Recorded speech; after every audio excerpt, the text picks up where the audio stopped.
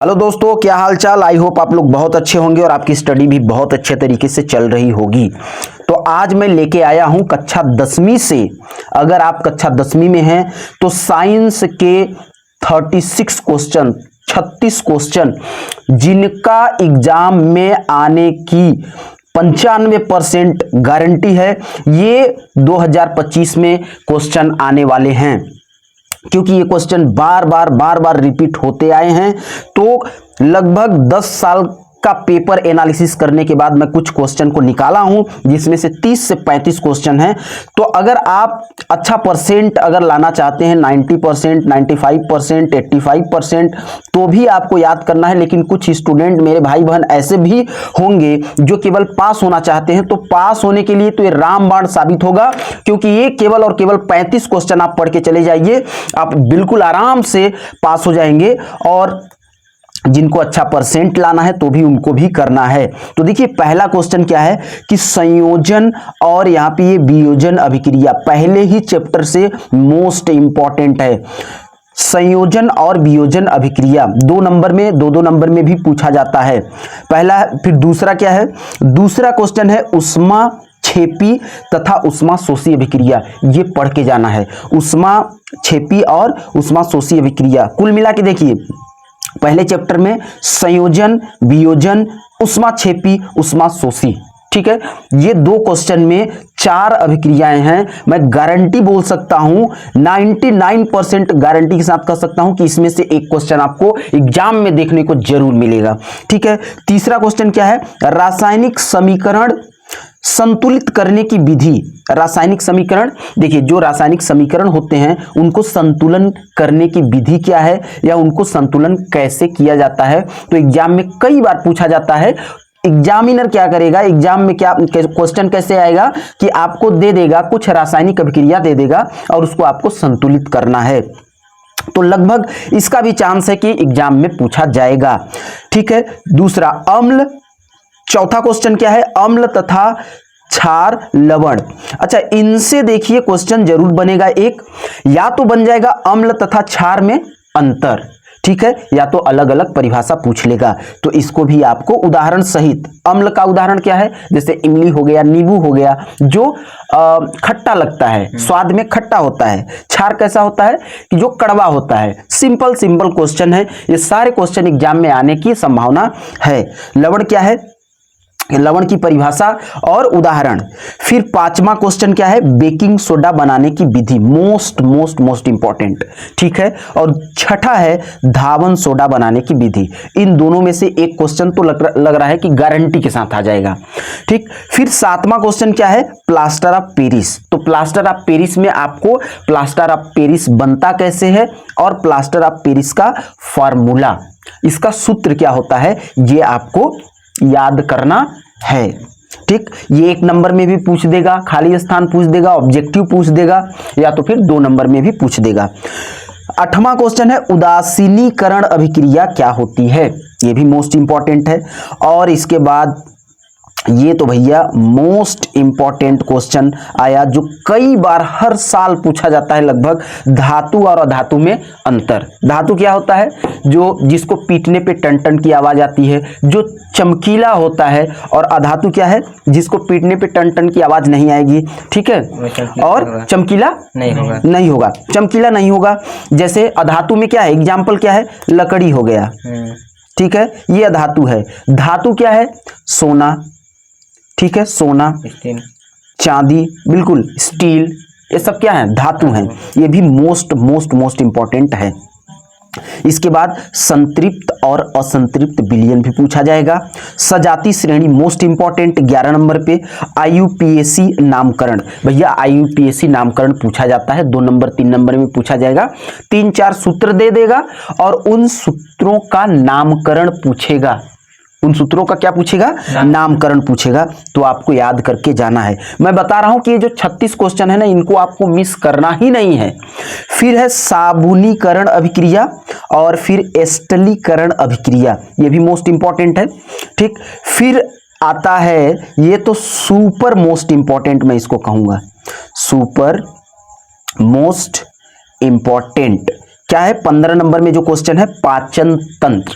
पाचन तंत्र में क्या पूछेगा कि ये बड़ा क्वेश्चन है, पाचन तंत्र में पूछता है कि भैया पाचन तंत्र का क्या बनाइए, डायग्राम बनाइए। डायग्राम आपने देखा होगा, इस तरह से ऐसे आमाशय होता है, ये यहाँ पे ऐसे, इधर क्या होता है लीवर वगैरह होता है, यकृत जिसे बोलते हैं, यहाँ पे पैंक्रियास, अग्नाशय, और फिर आ जाता है आपका ये बड़ी आंत, और फिर अंदर क्या होता है छोटी आंत। ठीक, यहाँ पे होता है एनस या गुदा। ठीक है, ये तो ये आपको डायग्राम बनाने के लिए, और इसकी विधि पूछेगा। क्या पूछेगा? विधि पूछेगा कि पाचन तंत्र की विधि बताइए, जिसमें 4 या 5 नंबर में क्वेश्चन आपका होगा। ये बिल्कुल नहीं छोड़ना है। और एग्जाम में देखिए आपको लिखते टाइम पे ये जो डायग्राम होते हैं ना, तो डायग्राम आपको हर हाल में बनाना है। बनाएंगे कि नहीं बनाएंगे? बनाएंगे। ठीक है, अब 15 हो गया, फिर 16वें पे चलते हैं। 16वें पे देखिए ये भी मोस्ट इंपॉर्टेंट, ये और 17वां क्वेश्चन।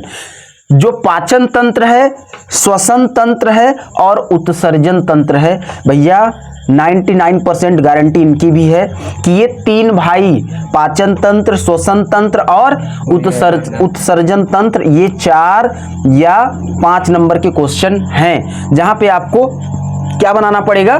डायग्राम बनाना पड़ेगा, फिगर बनाना पड़ेगा, और उसके साथ साथ प्रोसेस कि भैया श्वसन तंत्र का पूरा प्रक्रिया समझाइए। श्वसन का मतलब क्या होता है? सांस लेना, जिसमें आपका ऐसे फेफड़ा रहेगा, इधर भी फेफड़ा रहेगा। ठीक, ये तो श्वसन तंत्र की प्रक्रिया आपको समझाना है। ये है उत्सर्जन। उत्सर्जन में क्या है? किडनी बनाना होता है।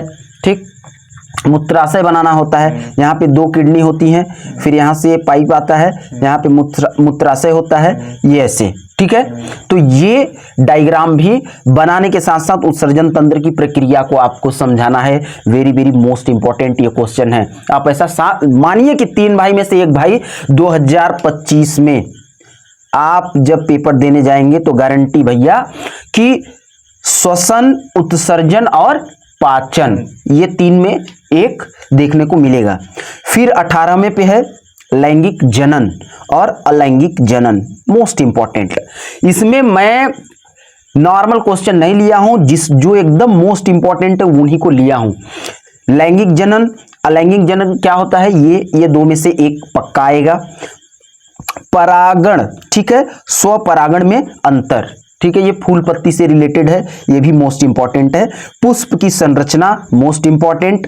नर तथा मादा जनन, ये तो मोस्ट है। ये क्या है? तंत्र, ये है तंत्र, लिखिए यहाँ पे। ठीक है, ये भी मोस्ट इंपॉर्टेंट है। फिर इसके बाद सुपर मोस्ट इंपॉर्टेंट, इसको सुपर मैं बोलूंगा, क्या है? मानव मस्तिष्क के बारे में आपको डायग्राम पूछेगा, चित्र पूछेगा, ये भी बड़ा क्वेश्चन है। और इसके बाद 24 नंबर पे है आपका तंत्रिका तंत्र। इन दोनों में से आप लिख के ले लीजिए, 99% की एक क्वेश्चन आपके एग्जाम में 2025 में देखने को मिलेगा। मानव मस्तिष्क और तंत्रिका तंत्र, ये सब बड़े क्वेश्चन हैं। ठीक है, बड़े 4 नंबर में आते हैं, 4 नंबर, 5 नंबर। फिर मोस्ट इंपॉर्टेंट भैया, डीएनए तथा आरएनए में अंतर, कई बार पूछा जा चुका है, लगभग हर साल पूछा जाता है, 1 साल छोड़ के 1 साल, 1 साल छोड़ के 1 साल, कभी लगातार 1-2 साल पूछ लेता है। तो डीएनए आरएनए में अंतर आपको बताना है, याद करना है, बताना नहीं है छोटू। ठीक है, मेंडल की अनुवांशिकता का नियम, ये भी इंपॉर्टेंट है। ठीक, और इसके बाद एक संकर और द्विसंकर संकरण, ये भी इंपॉर्टेंट क्वेश्चन है। लिंग निर्धारण की प्रक्रिया, इंपॉर्टेंट क्वेश्चन है। फिर आता है आपका प्रकाश का परावर्तन, सुपर, इसको भी सुपर मोस्ट बोलिए। ठीक है, सुपर मोस्ट इंपॉर्टेंट क्वेश्चन है। ठीक है, प्रकाश का परावर्तन और प्रकाश का अपवर्तन, 2 भाई में से एक भाई 2025 में देखने को मिलेगा ही मिलेगा। ठीक है, आपको ही करना है, क्या करना है कि प्रकाश का परावर्तन, प्रकाश का अपवर्तन, ये भी डायग्राम के साथ। आपने ऐसा देखा होगा, प्रकाश का परावर्तन, एक लाइट इधर से आती है और फिर उसी माध्यम में दूसरी लाइट चली जाती है। यहाँ पे क्या होता है? अभिलंब होता है। क्या होता है? अभिलंब। ठीक है, ये अभिलंब होता है। और ये क्या होता है? आपतन, आपतित किरण, और ये है परावर्तित किरण। यहाँ पे बनता है आपतन कोण और यहाँ पे बनता है परावर्तन कोण। तो प्रकाश का परावर्तन और प्रकाश का अपवर्तन, अपवर्तन में क्या होता है, ये ऐसे आया ऐसे गया। विरल माध्यम से सघन माध्यम में प्रकाश का जाना, ठीक है। प्रकाश का अपवर्तन, ये आपको याद कर लेना है, दो में से एक पक्का आएगा। फिर आता है अवतल उत्तल दर्पण से प्रतिबिंब बनाना या बनना, ठीक है। ये आपका है उत्तल लेंस भी होगा और ये अवतल लेंस है। तो इन लेंस से संबंधित, उत्तल दर्पण से संबंधित, उत्तल लेंस से संबंधित, अवतल लेंस से संबंधित और अवतल दर्पण से संबंधित एक क्वेश्चन 100% गारंटी के आएगा। लेंस क्षमता क्या होता है, इसी चैप्टर में है। लेंस क्षमता के बारे में 2 नंबर का क्वेश्चन पूछ सकता है या फिर खाली स्थान में पूछ लेगा, ठीक है। फिर ये दो भाई, इनको ऐसा इस प्रकार से सेट किया गया है कि देखिए इन दोनों में से अगर मैं 36 का 36 नहीं बोल रहा हूं तो जहां पे 3 क्वेश्चन लिखा है, 2 क्वेश्चन लिखा है, वहां से एक क्वेश्चन तो 100% आएगा। निकट दृष्टि दोष और दूर दृष्टि दोष आपको याद करके जाना है। फिर 35 नंबर पे आता है आपका लेंस से प्रतिबिंब का निर्माण, लेंस से प्रतिबिंब का निर्माण। और 36 में है मानव नेत्र संरचना। मानव, ये कुछ इस प्रकार से ऐसा होगा, यहाँ पे पुतली वगैरह होती है। तो आपको लेंस का क्या करना है कि मानव नेत्र का संरचना और उसका फंक्शन, कार्य, ये सब याद करके जाना है। तो देखिए ये जितने क्वेश्चन हैं तो लगभग इसमें से 8 से 10 क्वेश्चन तो कंफर्म है कि आएगा। और जिनको पास होना है भैया, कि जिनको डर लग रहा है, खासकर ऐसे भी दोस्त मेरे हैं जो जिनको डर भी लगता है, आप ही लोग हैं, नहीं है, डर नहीं रहे हैं, तो ये आपको क्वेश्चन पूरा करके जाना है। तो अभी आपके पास 3 से 4 महीने का टाइम है, आराम से ये 36 का 36 क्वेश्चन आप लोग करके जाएंगे, ठीक है। तो करके जाएंगे, यस सर। तो ये आपको करके जाना है। और भैया जिनको अच्छा परसेंट बनाना है तो उनके लिए भी ये है, क्योंकि क्वेश्चन आएगा तो लिखना तो आपको भी पड़ेगा। और इसी प्रकार फिर किसी वीडियो में मिलेंगे, तब तक के लिए बहुत बहुत धन्यवाद।